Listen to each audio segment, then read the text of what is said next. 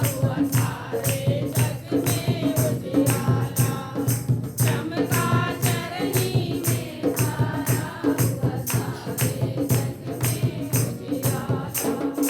क्या सोना चांदी पैसा कोई नहीं है उस जैसा, क्या सोना चांदी पैसा कोई नहीं है उस जैसा।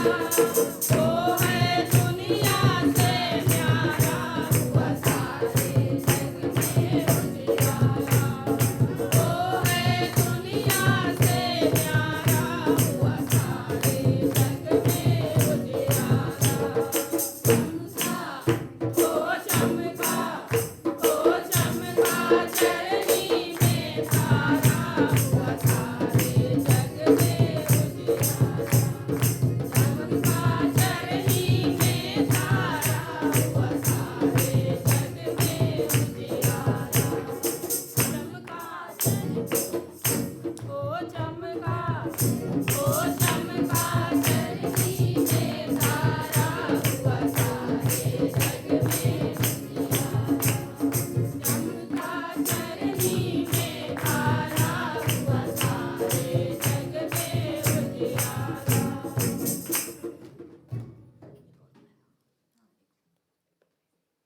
एक और गीत गाएंगे, हो मैंने पहले से कह रही,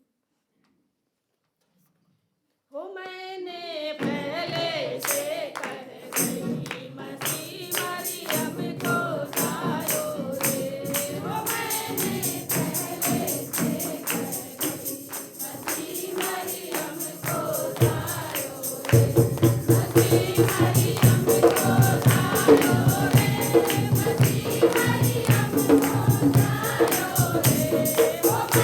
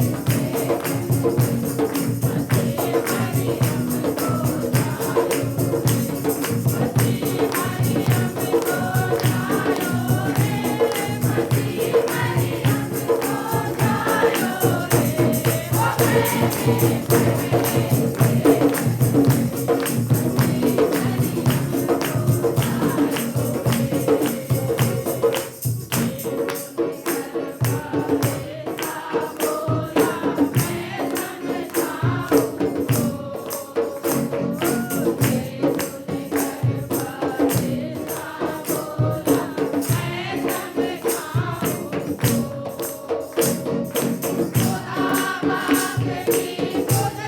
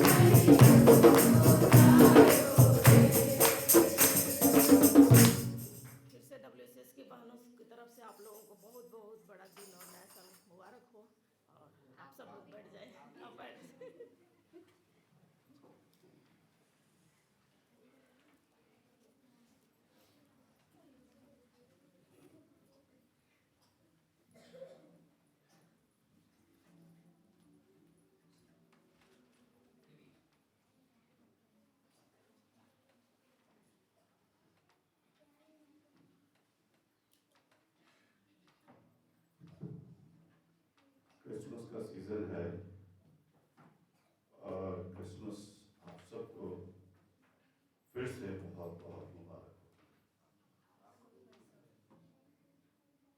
और कभी कभी कुछ ऐसा हो जाता है तो नहीं होना चाहिए, और खुदा सबको बरकत दे। और उसको लेकर आज कोई बात नहीं करेंगे। आज कुछ बच्चों का बपतिस्मा है और उन बच्चों का बपतिस्मा करेंगे, क्योंकि क्रिसमस पे ये बपतिस्मे होने थे। तो फिर मैंने कहा कि सर्विस लंबी हो जाएगी, और इसलिए मैंने कहा कि सर्विस लंबी ना हो, हम 27 तारीख को ये बपतिस्मे कर देंगे। और सर्विस लंबी होने का कारण भी हम ही लोग होते हैं, है ना। सबका दिल करता है, नेगेटिवली नहीं बोलता, तो सबका दिल करता है कि हम गीत गाएं, हम भजन गाएं। और ऐसे में मैं नहीं सोचता कि मैं किसी को मना करूं, किसी को बुरा लगे। और फिर भी रीजन हम ही होते हैं। कभी कभी एक गाना गाने को बोले तो हम 2 गाते हैं, 2 को बोले तो 4 हो जाते हैं और लंबी हो जाती है। और तब अच्छा भी नहीं लगता कि मैं हाथ दे के रोकूं कि भैया बस करो, है ना। तो पर कोई बात नहीं, साल में ऐसा दिन होता है। मैं कल भी सीमा में हम लोग अपने घर में बात कर रहे थे, परिवार में बैठकर। जिस मेथोडिस्ट बैकग्राउंड से मैं आया हूँ, हम शाम को 6 बजे से पहले अपने घर नहीं जाया करते। लंच भी होता था या नहीं होता, है ना। लंच होता था, कुछ कल्चरल प्रोग्राम होता था। सोनीपत में अगर कोई पढ़ा है, कोई जानता है तो पता करिएगा। चर्च के बाद वहाँ कल्चरल प्रोग्राम होता था, और उसके बाद खाना होता था। उसके बाद फ्री होते थे आपस में एक दूसरे से मिलने के लिए। और अगर कोई चर्च का फैमिली नहीं आया है, इंस्ट्रक्शंस होती थी 25 दिसंबर को आप अपने घर में किसी को नहीं बुलाएंगे डिनर पे या लंच पे, ना कोई पार्टी रखेगा। और हम 6 बजे 7 बजे थक के अपने घर जाया करते थे, बस जाके सो जाना था, क्योंकि इतना खाया होता था कि वो डिनर की जगह नहीं रहती थी। प्रोग्राम्स में इतने थक जाते थे कि फिर जगह नहीं रहती थी, है ना। तो पर अच्छा है, उस दिन दिल करता है, मेरे ख्याल उस दिन भी दिल कर रहा होगा WSS की बहनों का कि वो भी गीत गाएं, और नहीं टाइम हो पाया, है ना। पर इसलिए भी लंबा हो जाता है क्योंकि हम ही लोग, हमारे बच्चे हैं, और हर कोई 2-2 3-3 प्रोग्राम अरेंज कर लेता है। संडे स्कूल के भी 3-4 आइटम थे, और दूसरे बच्चों के भी थे, और फिर बुज़ुर्गों ने भी कहा, और वो अच्छी बात है। तो इसलिए भी हम देर से हो जाते हैं, पर कोई बात नहीं, ये अच्छी बात है। This is not bad. हाँ, चलिए छोटी सी दुआ करेंगे, और मैं चाहूँगा फिर कुलदीप साहब आ गए, है ना। पर्ची मेरे पास आ गई इमैनुअल की, है। मिस्टर कुलदीप साहब के पोते का भी आज इमैनुअल नाम से हम बपतिस्मा करेंगे, इमैनुअल के बर्थडे के दिन में। और साथ ही मेरे पास सुबह रिक्वेस्ट आई, मैंने कहा था, कुछ और लोगों ने भी मुझसे कहा था, लखिया के बच्चे हैं, 2 बच्चे हैं, और लखिया और सुनील के खड़े हो जाएं, लखिया दोनों हस्बैंड वाइफ खड़े हो जाएं। हैं, अच्छा, ये बच्चे, बच्चे इनके बैठिए। और काफ़ी दिनों से हमारे बड़े बच्चे हो गए हैं, पता नहीं क्यों ये बात नहीं देखी गई कि ये बच्चे हमारे बड़े हो गए और हमने बपतिस्मे नहीं लिए या नहीं दिए। पर अगर कोई और भी ऐसा है तो बिल्कुल मत झिझकिए, बिल्कुल मत परेशान होइए, और इन बच्चों के बपतिस्मे होना ज़रूरी है। तभी हम अपने आप को मसीही कह सकते। बिना बपतिस्मे के तो हम बच्चों को मसीही कह भी नहीं सकते, है ना, कह भी नहीं सकते। हम मसीही यूँ नहीं हैं कि हमने मसीही परिवार में जन्म लिया है। हम मसीही यूँ हैं क्योंकि मसीही को हमने स्वीकार किया है? तो आगे चलकर भी अगर कोई और भी है, बच्चे बड़े भी हैं, पिछले दिनों में भी हमने बड़े बच्चों को बपतिस्मा दिया है, और कुछ बड़े हैं, शादीशुदा हैं, बच्चों वाले हैं, मुझे मालूम है, मैं उनके भी टच में हूँ, उनसे भी बात कर रहा हूँ। थोड़ी शर्म है, झिझक है कि पादी साहब इस उम्र में, पर माफ़ी के साथ कहूँगा, हो सकता है कभी कभी परेशान हो जाते हैं, चुप जाती है, पर अगर बपतिस्मा नहीं हुआ, आपकी शादी हो गई, सब हो गया, पर फिर भी पता नहीं कैसे हम इस चर्च की कलीसिया के मेंबर हैं। बिना बपतिस्मे के we can not be the member of the church, सब जानते हैं, है ना? पर कोई बात नहीं, हम इससे ज़्यादा उस खुदा के चर्च के मेंबर तो हैं, ये भी याद रखिएगा। तो इससे शर्माइएगा मत, परेशान मत होइएगा बिल्कुल भी, है ना? तो और मैं चाहता हूँ कि निकल कर आएँ, सामने आएँ, झिझक ख़त्म करें, और मनुष्य से ज़्यादा उस परमेश्वर की शर्म माने, मनुष्य से ज़्यादा उस परमेश्वर की बातों को पूरा करने की कोशिश करें, है ना? तो आइए हम दुआ करेंगे। और आज 3 बच्चों का बपतिस्मा है, और इसके लिए हम इन बच्चों के लिए दुआ मांगें, और दुआ मांगे कि बच्चे आगे चलकर मसीही समाज के मजबूत खंभे बन सकें। दुआ करें। स्वर्गीय दयालु पिता परमेश्वर, हम आदर और भक्ति के साथ और आपकी स्तुति, आपकी महिमा करते हुए प्रभु जी अपने सरों को आपकी हुजूरी में झुकाते हैं। शुक्र करते हैं आज की सुबह के लिए, आप इमैनुअल बनकर प्रभु हमारे लिए हमारी ज़मीन पर आ गए, ताकि हमें अपने साथ ले जाएं, और इस ज़मीन के साथ साथ उस आसमान की मलकियत भी हमारे नाम कर दें। होने दे के प्रभु हम प्राण देने तक विश्वास योग्य बने रहें कि आपसे जीवन का मुकुट पाएं। पिता परमेश्वर, इन बच्चों को हम आपके हाथों में सौंपते हैं, जिनके बपतिस्मे आज हैं। और प्रभु, बच्चे चाहे बड़े हैं, फिर भी हम आपका शुक्र करते हैं कि माँ बाप ने इस बात को रियलाइज किया, और आपके सामने हम इन बच्चों को लेकर आते हैं, अपनी हुजूरी में स्वीकार करें प्रभु, अपनी हुजूरी में स्वीकार करें। ये जीवन, ये बच्चे, ये जिंदगियां बड़े होकर आपको महिमा दें, आपकी नेक राहों में चलें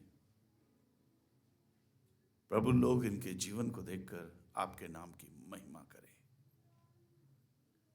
माता पिता को और बच्चों को, सबको आपके नाम से आशीष देते हैं, यीशु नाम से दुआ करते हैं, आमीन। आइए सामने आ जाएं, आ जाएं।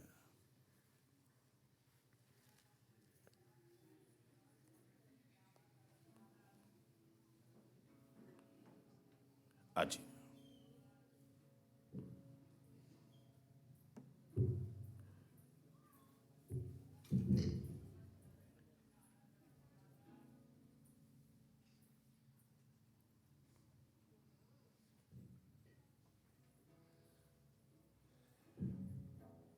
बपतिस्मा मसीही समाज की एक अहम रस्म है, और बहुत ज़रूरी रस्म है ना? और ये प्रभु यीशु मसीह के समय में यूहन्ना बपतिस्मा देने वाले के द्वारा से शुरू की गई। पुराने नियम में हम इसका जिक्र नहीं पाते हैं, इतिहास में भी नहीं जाऊंगा, आज बहुत बार बता चुका है, पर ये एक बड़ी अहम रस्म है। इसका अर्थ है कि जब माता पिता छोटे बच्चे को लेकर आते हैं, तो वो एक प्रतिज्ञा, एक वचन करते हैं बच्चे के साथ वेदी पर आकर कि हम इस बच्चे को प्रभु की राहों पे चलाएंगे और वचन की बातों को सिखाएंगे और अपने जीवन का नेक नमूना देकर, बार बार मैं इस बात को रिपीट करता हूं, अपने जीवन का नेक नमूना देकर। और फिर से ये बात कहूंगा कि पहले बहुत दिनों से हम इस बात को कर रहे हैं, children they do not learn but they imitate. बच्चे कुछ सीखते नहीं हैं, बच्चे वो करते हैं जो हमें करता हुआ देखते हैं। और तब मेथोडिस्ट चर्च की गीत की किताब में ये बात लिखी है कि हम अपनी जीवन का नेक नमूना देकर आपको इमिटेट करेंगे, आपकी नकल करेंगे। नेक नमूना देकर खुदा के कलाम की बातें, चर्च की बातें, रस्म रिवाज, वचन की बातें, विश्वास की बातें, इनको सिखाएंगे। और जब ये बच्चे बड़े हो जाते हैं तब ये बच्चे अपने आप को डेडिकेट करते हैं कि हमारे माता पिता ने और हमारे चर्च ने प्रभु यीशु मसीह के बारे में हमें बताया और हम अपने आप को प्रभु यीशु मसीह को समर्पित करते हैं, जिसे समर्पण, डेडिकेशन, मुस्तकम उर्दू में बोलते हैं। मेथोडिस्ट चर्च में फुल मेंबरशिप भी बोलते हैं इसे, है ना। इसके बिना फुल मेंबरशिप नहीं है, फुल मेंबरशिप बोलते हैं। यूं तो इसके बिना शादी भी नहीं है। बिना कंफर्मेशन के शादी नहीं है। आज हो जाती है, कभी कभी उधर जाके हो जाती है, या उधर जाके हो जाती है, कहीं जाके हो जाती है, पर बिना कंफर्मेशन के डिसिप्लिन ऑफ मेथोडिस्ट चर्च के अनुसार शादी नहीं है। कोई भी चर्च की फैसिलिटी, कोई भी रिकमेंडेशन, स्कॉलरशिप बिना इसके नहीं मिलती है। कोई भी इंडिविजुअल जो है वो कोई भी फैसिलिटी नहीं मिलती है। सो इसको ध्यान रखें। और ये मेथोडिस्ट चर्च की रस्म है, बिब्लिकल रस्म भी है और ज़रूरी भी है ना, ज़रूरी भी है। और माता पिता के लिए भी यह है कि वो अपने बच्चों को प्रभु का वचन देकर और प्रभु की बातों को सिखाकर आगे बढ़ाएंगे, है ना। हम दुआ करेंगे इन बच्चों के लिए।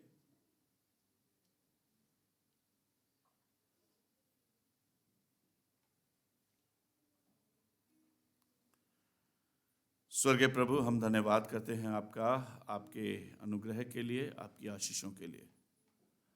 प्रभु, पानी जो बपतिस्मे की रस्म का एक हिस्सा है,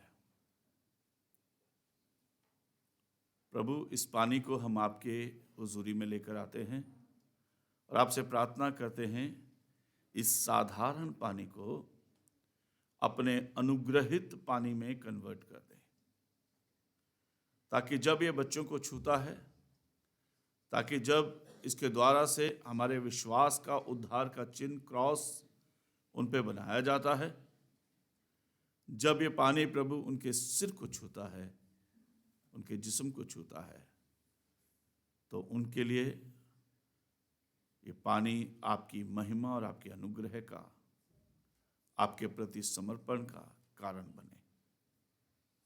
इसे शुद्ध करें, पवित्र करें, हम आपके हाथों में सौंपते हैं। इन माता पिता, इन बच्चों के सिर पे भी अपना हाथ रखें, ताकि प्रभु आपके नाम को महिमा हो। यीशु नाम से दुआ मांगते हैं, आमीन।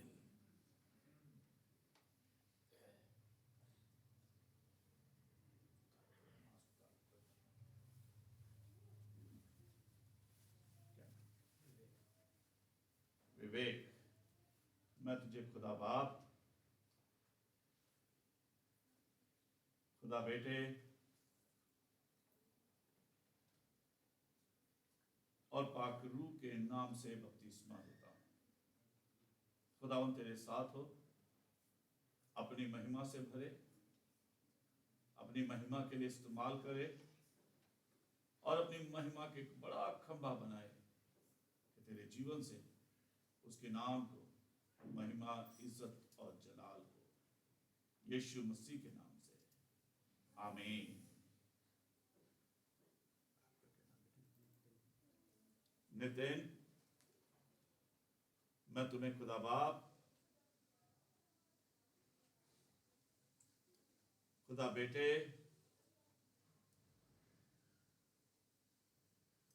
और पाक रूह के नाम से बपतिस्मा देता हूं।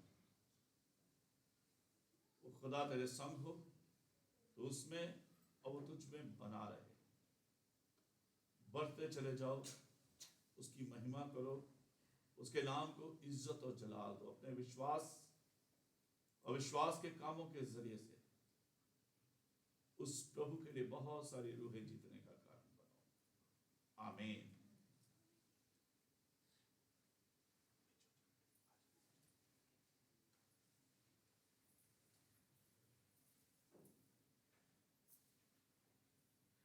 इमैनुअल, मैं तुझे खुदा बाप, खुदा बेटे और पाक रूह के नाम से बपतिस्मा देता हूं। परमेश्वर तेरे साथ हो, तुझ पर अपना अनुग्रह करे। इमैनुअल, तू सदा खुदा के साथ, और वो इमैनुअल वो जगत का खुदा है, सदा तेरे संग बना रहे। दोनों एक दूसरे की महिमा करो और प्रभु में बढ़ते जाना, आमीन।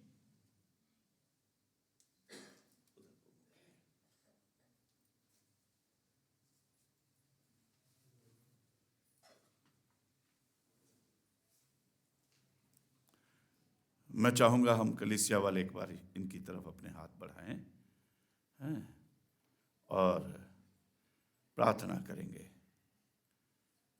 उस प्रभु के हाथों में इन बच्चों को सौंपें,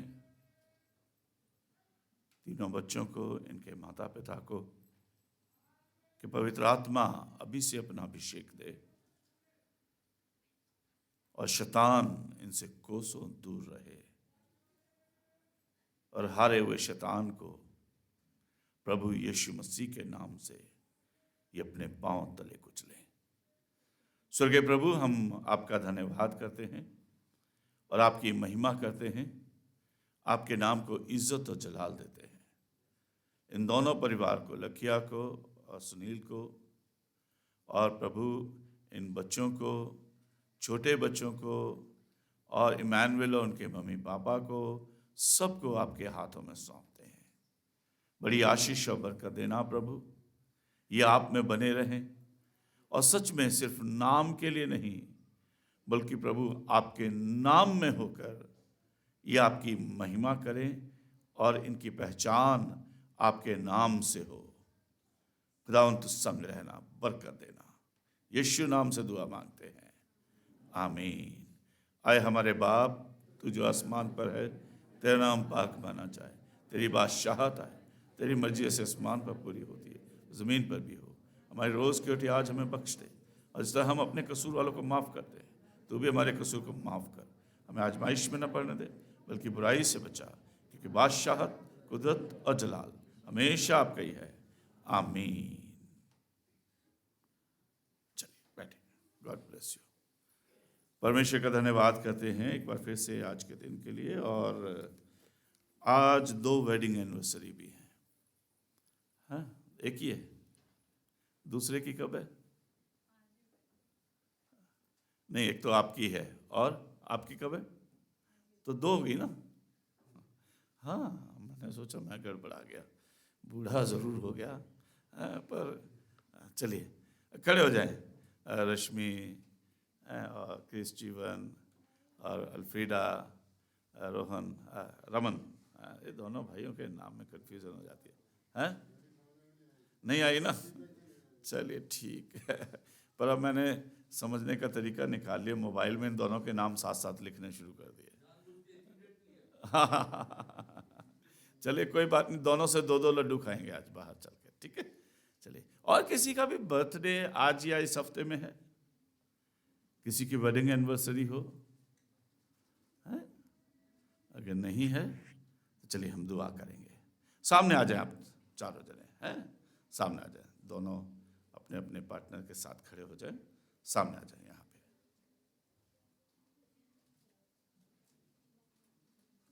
आ जाएं क्रिस्त।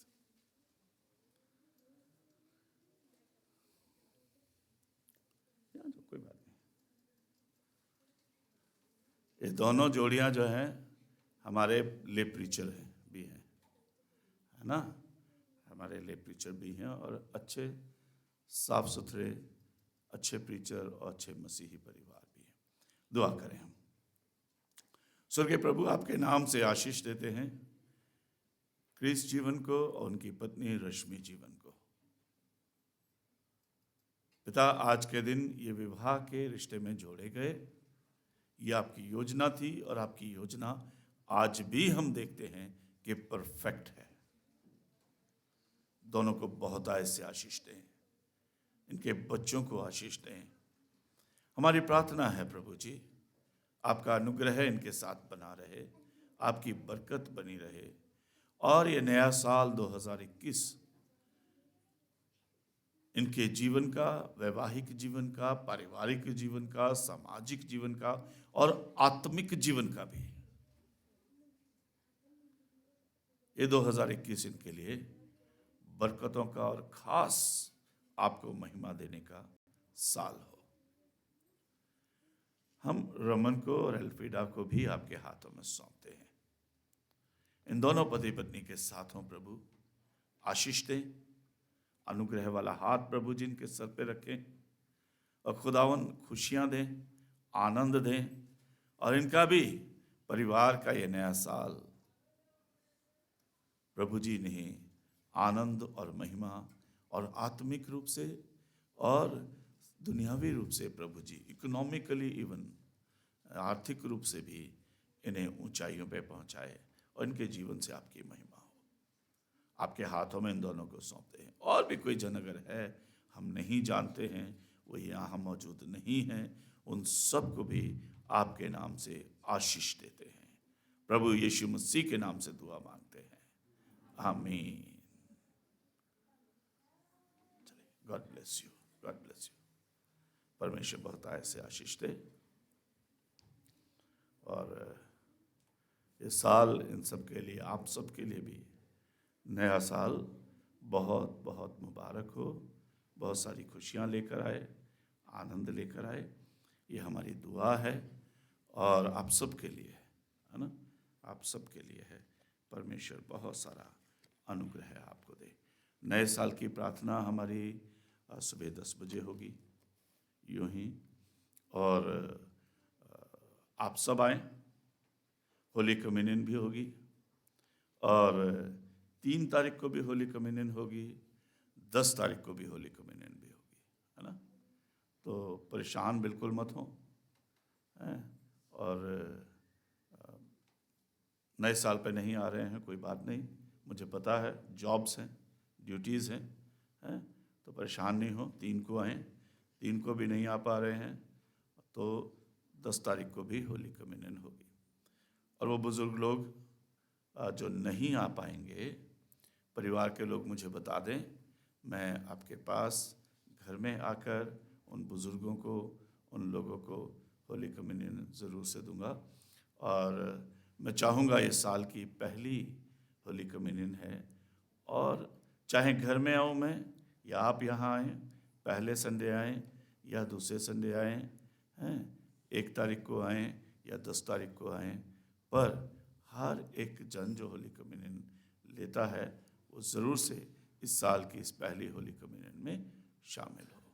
खुदा आशीष दे, बहुत ऐसे बरकत दे, और एक बार फिर से आप सबको नए साल की बहुत सारी आशीषें, बहुत सारी दुआएं और बरकतें। आइए परमेश्वर के वचन रश्मि के द्वारा से सुनेंगे।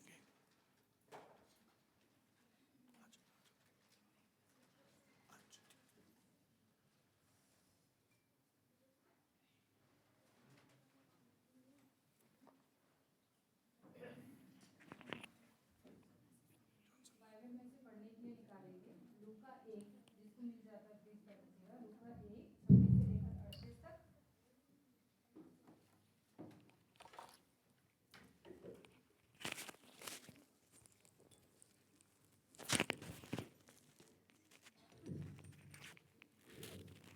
अनुग्रह के सुसमाचार पहला अध्याय और 26 पद से 38 पद तक। 6वें महीने में परमेश्वर की ओर से जिब्राइल स्वर्गदूत गलील के नासरत नगर में एक कुआरी के पास भेजा गया, जिसकी मंगनी यूसुफ नामक दाऊद के घराने के एक पुरुष के साथ हुई थी। उस कुआरी का नाम मरियम था। स्वर्गदूत ने उसके पास भीतर आकर कहा, आनंद और जय तेरी हो, जिस पर ईश्वर का अनुग्रह हुआ है, प्रभु तेरे साथ है। वह उस वचन से बहुत घबरा गई और सोचने लगी कि यह किस प्रकार का अभिवादन है। स्वर्गदूत ने उससे कहा, हे मरियम, भयभीत ना हो, क्योंकि परमेश्वर का अनुग्रह तुझ पर हुआ है। देख, तू गर्भवती होगी और तेरे एक पुत्र उत्पन्न होगा। तू उसका नाम यीशु रखना। वह महान और परम प्रधान का पुत्र कहलाएगा, और प्रभु परमेश्वर उसके पिता दाऊद का सिंहासन उसको देगा, और वह याकूब के घराने पर सदा राज्य करेगा, और उसके राज्य का अंत ना होगा। मरियम ने स्वर्गदूत से कहा, यह कैसे होगा? मैं तो पुरुष को जानती ही नहीं। स्वर्गदूत ने उसको उत्तर दिया, पवित्र आत्मा तुझ पर उतरेगा और परम प्रधान के सामर्थ तुझ पर छाया करेगी। इसलिए वह पवित्र आत्मा जो उत्पन्न होने वाला है परमेश्वर का पुत्र कहलाएगा। और देख, तेरी कुटुंबनी इलिशीबा के भी बुढ़ापे में पुत्र होने वाला है। यह उसका जो बांझ कहलाती थी 6वां महीना है, क्योंकि जो वचन परमेश्वर की ओर से होता है वह प्रभाव रहित नहीं होता। मरियम ने कहा, देख, मैं प्रभु की दासी हूँ, मुझे तेरे वचन के अनुसार हो। तब स्वर्गदूत उसके पास से चला गया। परमेश्वर की आशीष के वचन के पढ़े सुने जाने पर हो। आमीन। आइए प्रार्थना करते हैं। हालेलुया। धन्यवाद धन्यवाद धन्यवाद मेरे अनुग्रहकारी दयालु परमेश्वर प्रभु, आपका धन्यवाद देती हूँ इस सुंदर समय के लिए, संगति के लिए, और प्रभु इस मौके के लिए पिता परमेश्वर कि आपने हम सबको जिंदों की ज़मीन पे जिंदा रखा है, भला चंगा रखा है, अपनी आशीषों से भरपूर करा है प्रभु यीशु मसीह।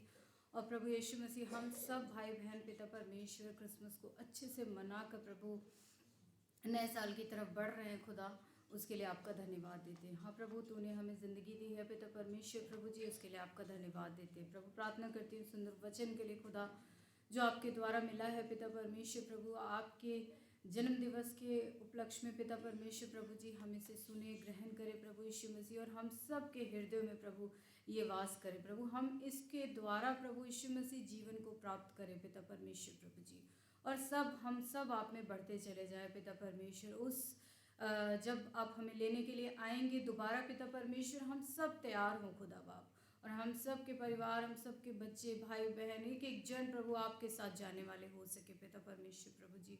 हमारे मनों को प्रभु यीशु मसीह आप बदल दीजिए पिता परमेश्वर प्रभु जी, और हमारे हृदयों में प्रभु आप जन्म लेने वाले हो सके पिता परमेश्वर, क्योंकि खुदा आप रोशनी हैं पिता परमेश्वर, और जिस जगह आप होते हैं पिता परमेश्वर, वहाँ पर अंधकार वास नहीं करता पिता परमेश्वर प्रभु जी। हाँ पिता परमेश्वर, अपने आप को भी प्रभु आपके हाथों में सौंपा है प्रभु, अपने प्रभु मुख को भी प्रभु अपने आपके हाथों में सौंपा है पिता परमेश्वर। जो भी वचन निकले आपके द्वारा निकले, मेरी गलतियों को माफ़ कीजिए, मुझे एक अच्छा इंसान बनाइए, मेरे जीवन से हमेशा आपके नाम की महिमा हो पिता परमेश्वर। मैं घटती चले जाऊँ पिता परमेश्वर, परंतु आप मेरे जीवन में बढ़ते चले जाए पिता परमेश्वर। सब कुछ आपके हाथों में सौंपते हुए आपके प्यारे बेटे प्रभु यीशु मसीह के नाम से मांगते हूँ, आमीन।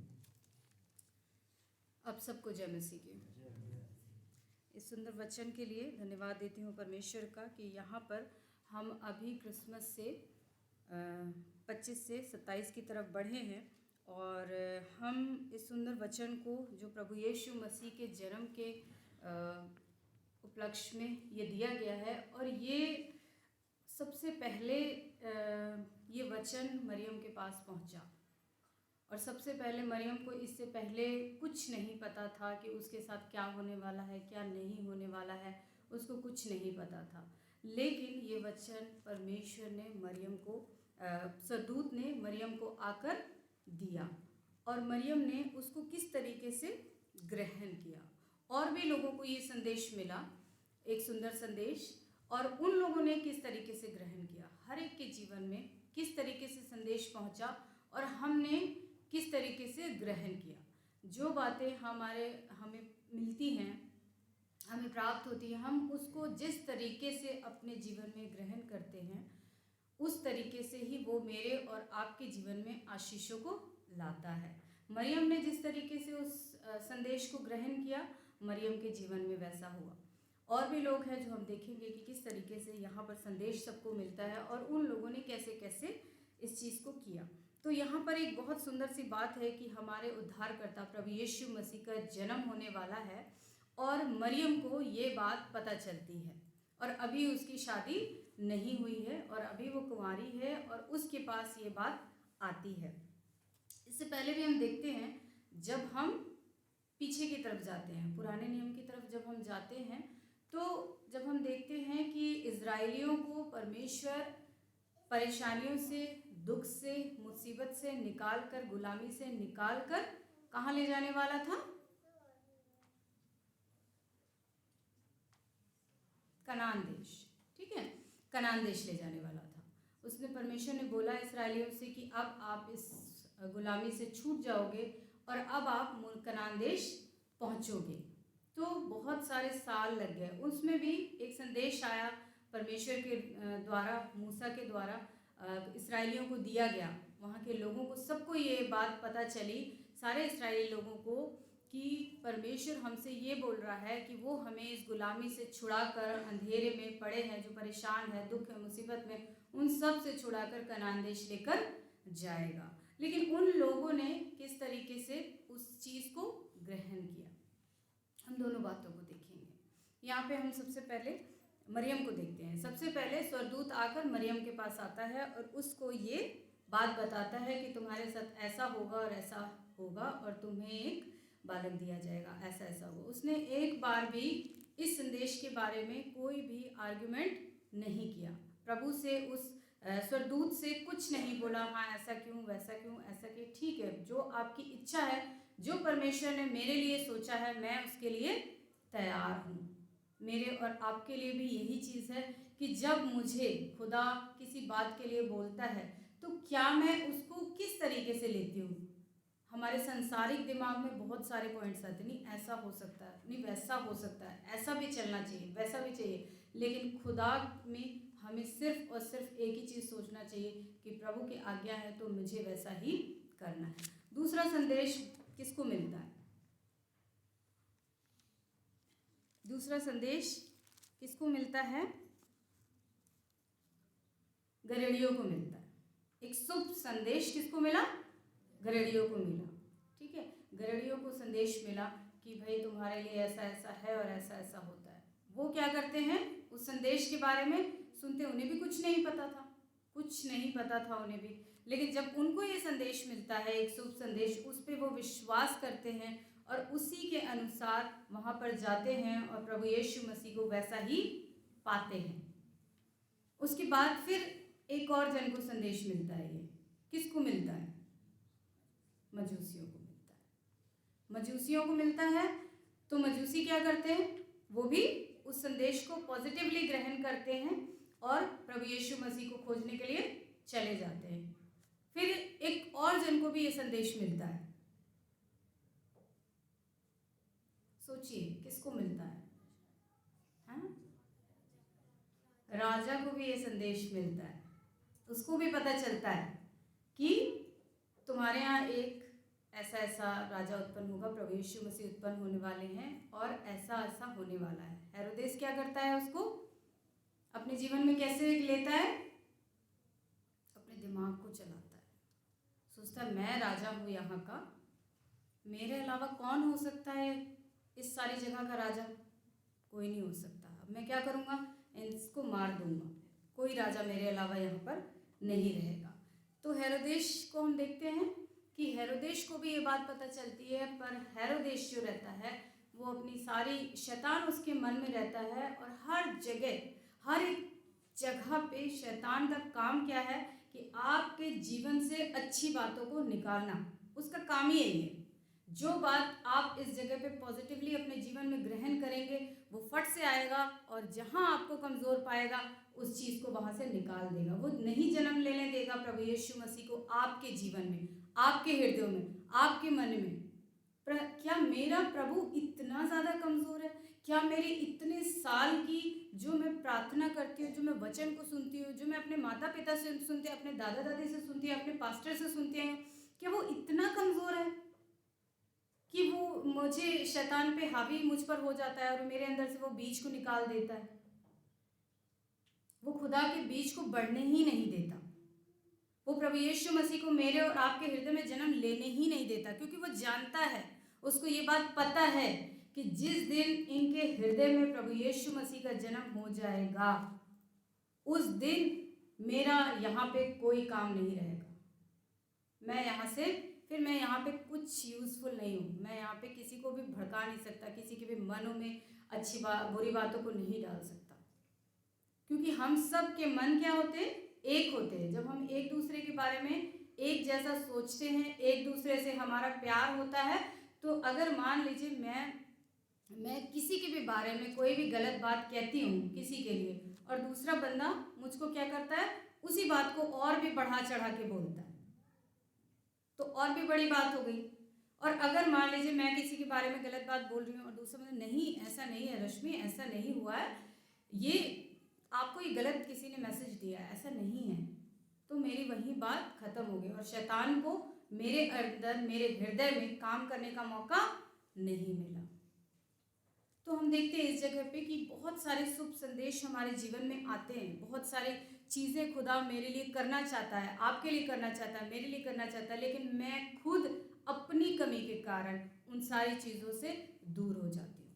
मैं खुद अपनी उसी गलती के कारण से परेशानियों में, दुख में, मुसीबत में फंस जाती हूँ। और दोष किसको देते हैं? हम खुदा को दोष देते हैं कि खुदा आपने ऐसा किया, आपने ऐसा होने दिया, आप रोक सकते थे खुदा, लेकिन आपने ऐसा होने दिया। हम अपनी कमी को नहीं देखते। हमें बहुत सारी चीज़ें चाहिए होती है अपनी ज़िंदगी में, बहुत सारी चीज़ें।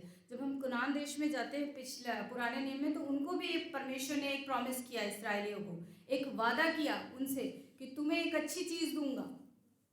यहाँ पर क्या अच्छी चीज़ मिल रही है? प्रभु यीशु मसीह हमारे लिए आ रहे हैं। वहाँ पे क्या है कि इस्राएलियों को वो बोल रहा है कि तुम्हें मैं कनान देश लेके जाऊँगा, लेकिन कनान देश में उन लोगों को क्या चाहिए? निकल तो गए वहाँ से, चले गए, बड़े खुश थे, सब कुछ अच्छा था, लेकिन क्या था उन लोगों के जीवन में? उनको क्या चाहिए था? खाना चाहिए था, पानी चाहिए था, और सारी चीज़ें चाहिए थी जो उनकी सांसारिक चीज़ों को पूरा करती, वो सारी चीज़ें उन्हें चाहिए थी। वो उन बातों में खोकर कनान देश तक नहीं पहुंच पाए और सारी सांसारिक अभिलाषाओं में फंसे रहे और कनान देश में मिस कर दिया उन्होंने, कनान देश नहीं पहुंच पाए। आज मेरे और आपके लिए भी प्रभु यीशु मसीह जो हैं आए हैं और वो कह रहे हैं कि मैं तुम सबके हृदय में जन्म लेना चाहता हूँ। मैं चाहता हूँ कि मैं तुम्हारे एक छोटे बच्चे से लेकर एक बुजुर्ग तक के हृदयों में मैं जन्म लेना चाहता हूँ। मैं चाहता हूँ कि मैं तुम्हारे साथ रहूँ हर पल। मैं चाहता हूँ कि मैं तुम्हारी हर एक परेशानियों को अपने ऊपर ले लूँ। मैं चाहता हूँ कि मैं तुम्हारी सारी ज़रूरतों को पूरा कर दूँ।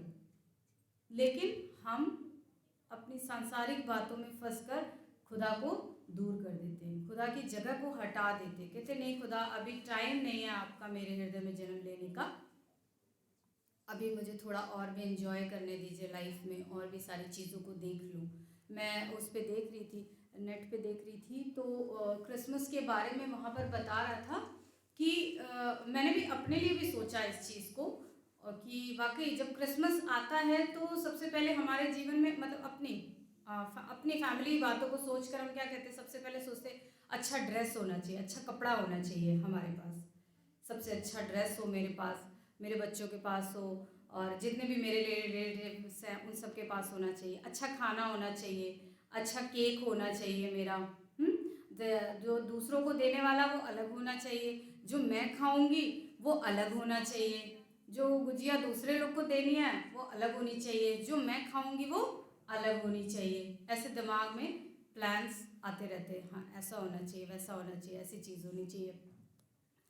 लेकिन उसमें बता रहा था कि हम इन सब चीज़ों में इतने ज़्यादा व्यस्त हो गए कि हमने खुदा को छोड़ दिया, जिसके लिए हम ये काम को कर रहे हैं, जिसके लिए आप इस चीज़ को, और ये किस लिए है, ये तो ईश्वर के जन्म के लिए ना, खुदा मेरे लिए जन्म लिया उसके लिए हमने उसको हटा दिया। हमने ये नहीं सोचा बड़ा दिन है, क्रिसमस है, ऐसा करना वैसा करना वैसा करना। क्या मैंने अब खुदा को इस समय में क्या दे सकती हूँ मैं? अगर हम सोचे कि परमेश्वर को क्या गिफ्ट हम कर सकते हैं, खुदा तो है नहीं मेरे पास और आपके पास, तो कैसे दे सकते हैं? सोचने की बात है ना कि हम कैसे कर सकते हैं। इस प्यार को जो खुदा ने मेरे से किया उसको आप कैसे दूसरों में बांट सकते हैं?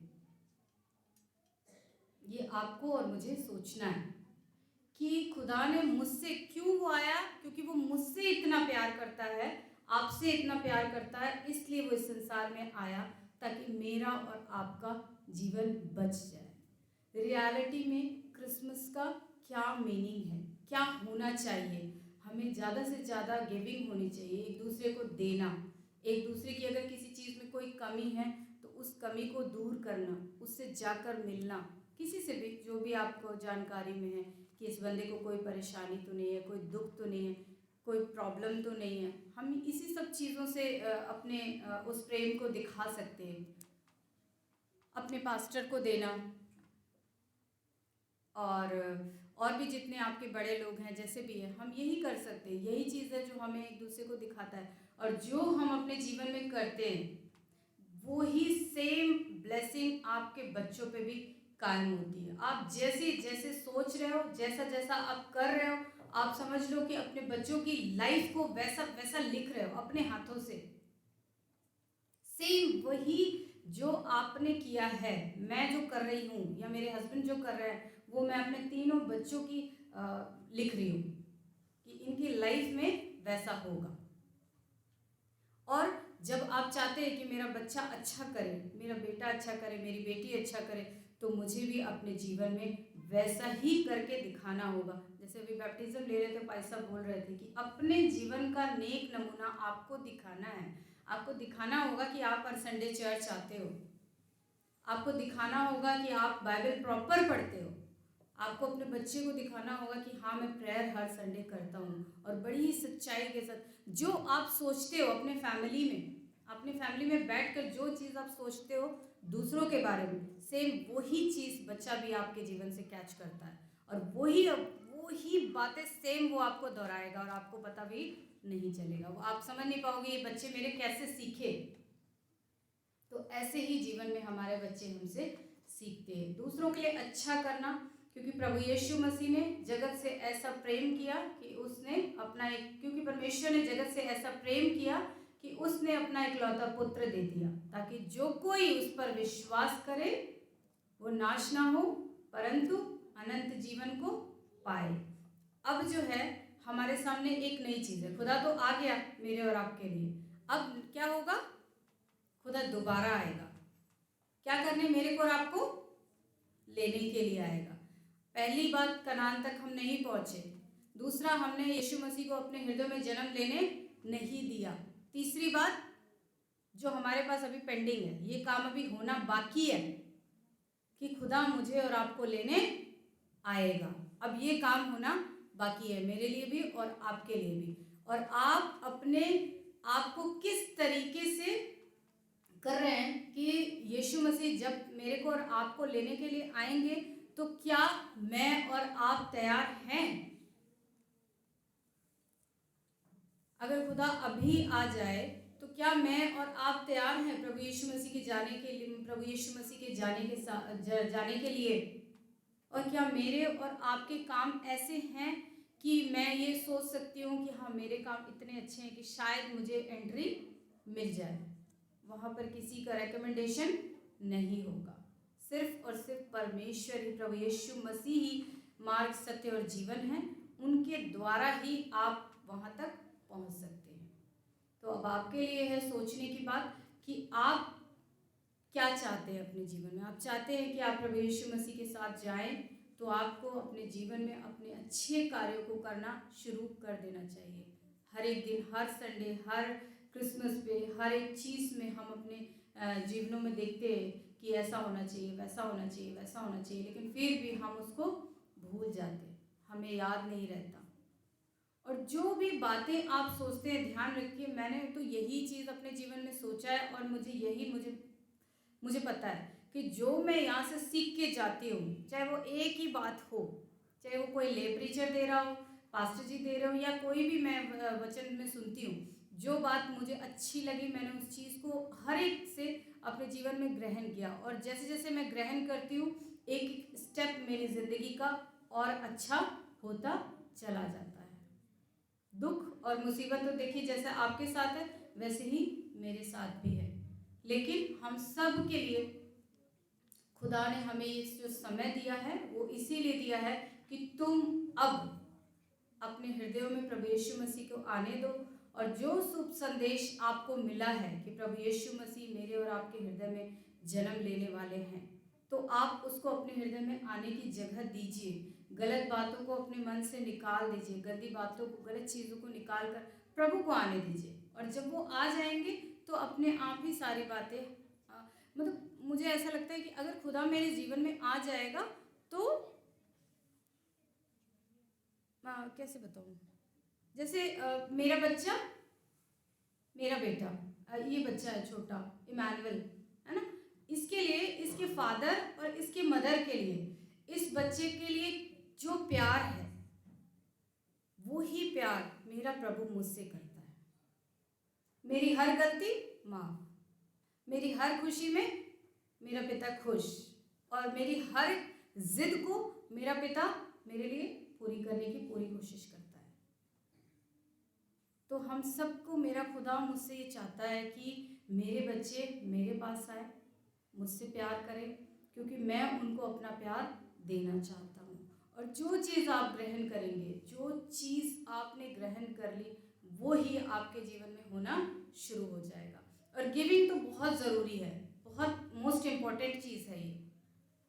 देना बहुत ज़रूरी है, क्योंकि हम खुदा को कुछ नहीं दे सकते, क्योंकि हम देने लायक ही नहीं हैं। कोई भी चीज़ ऐसी नहीं है जो हम दे सकते हों, खुदा को नहीं दे सकते।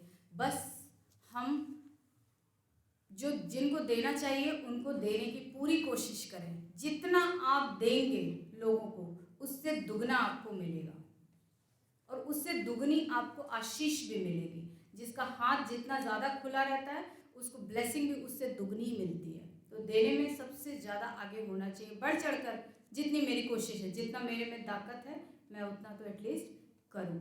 और हम सब के जीवनों को ऐसा बनाएं कि जब हम इस चर्च में एक दूसरे के साथ मिले, इस वचन को सुने, तो हम सिर्फ वचन को ही सुने और सिर्फ वचन को ही अपने जीवन में ग्रहण करें, उसी को अपने हृदय में आने दें। किसी और बात को मेरे हृदय में आने की इजाज़त नहीं है, चर्च के अंदर या फिर अपने घरों के भी अंदर, ताकि हमारे मनों में जो बातें हैं हम उस चीज़ को ग्रहण करें। और जब खुदा मुझे और आपको लेने के लिए आए तो हम सब तैयार हो जाए, ताकि हम सब प्रभु यीशु मसीह के साथ उसके उस मिरास में हम सब जाने वाले हो सके।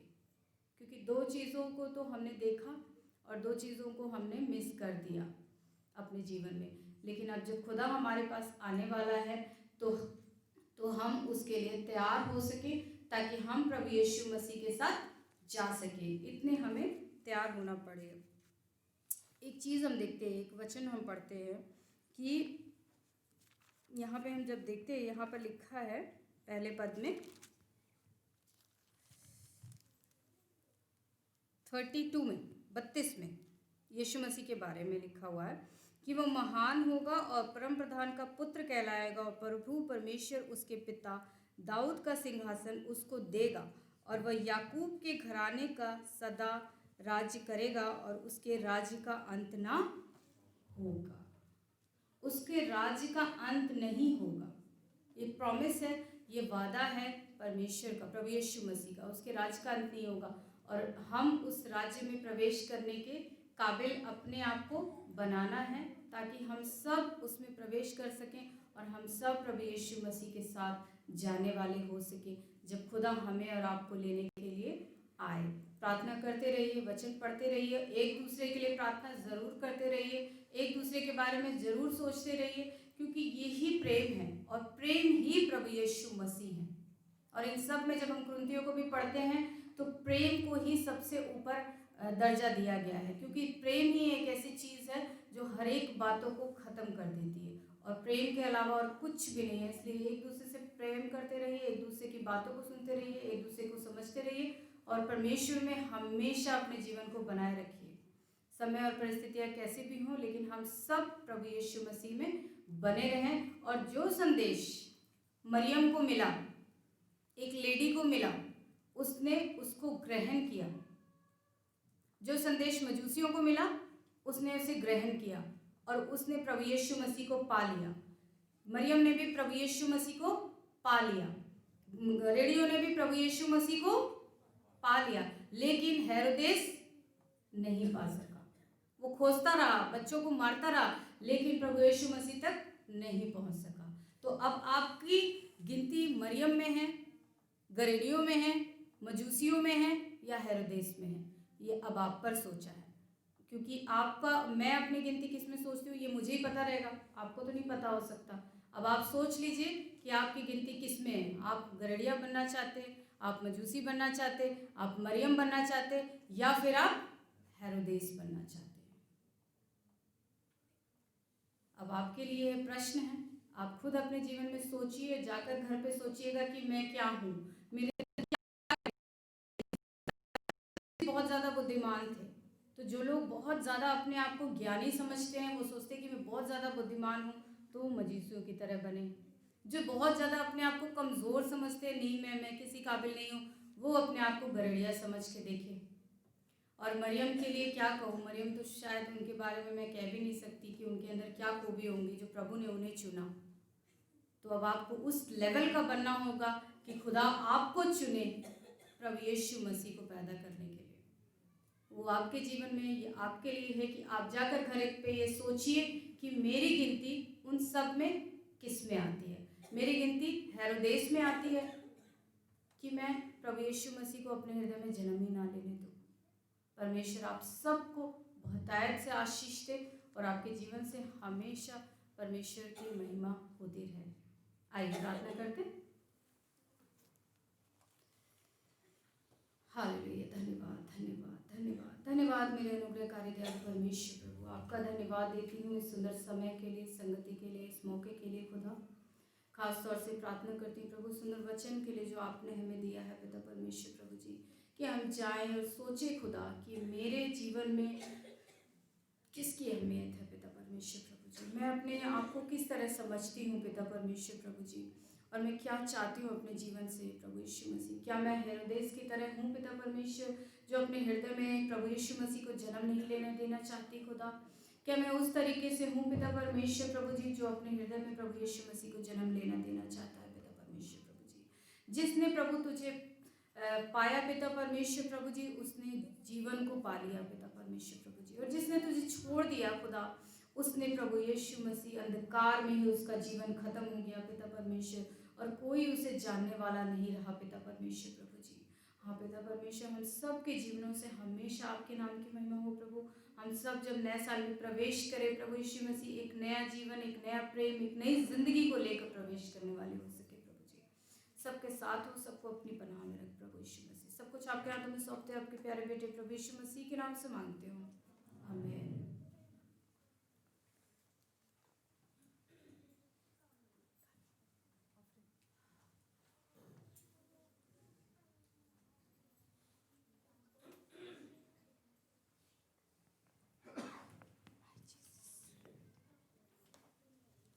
आइए परमेश्वर की आराधना में एक और गीत गाएंगे और इसी के साथ प्रभु की भेंट ले लेंगे।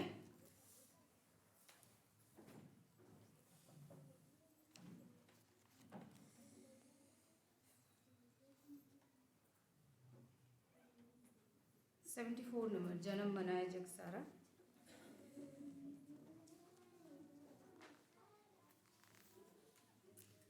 आइए खड़े हो जाएंगे और इसी के साथ प्रभु की भेंट ले लेंगे।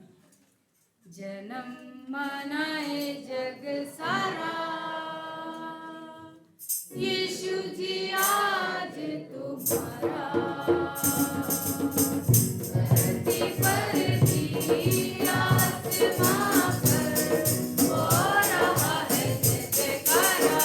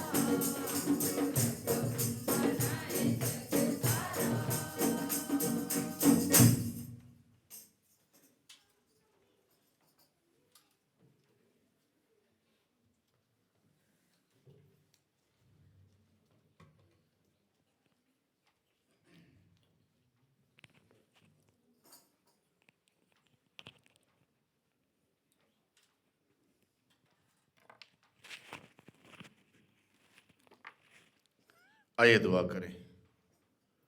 स्वर्गीय प्रभु, आपके बच्चों ने अपनी कमाई में से कुछ शुक्रगुजारी दी है, इसे स्वीकार करें और देने वालों को 30 गुना, 60 गुना, 100 गुना दें। आपके नाम की महिमा हो। यीशु नाम से दुआ मांगते हैं, आमीन।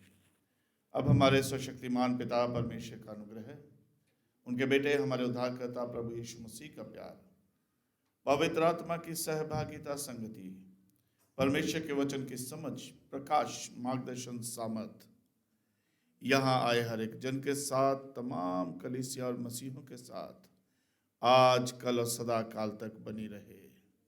आमीन।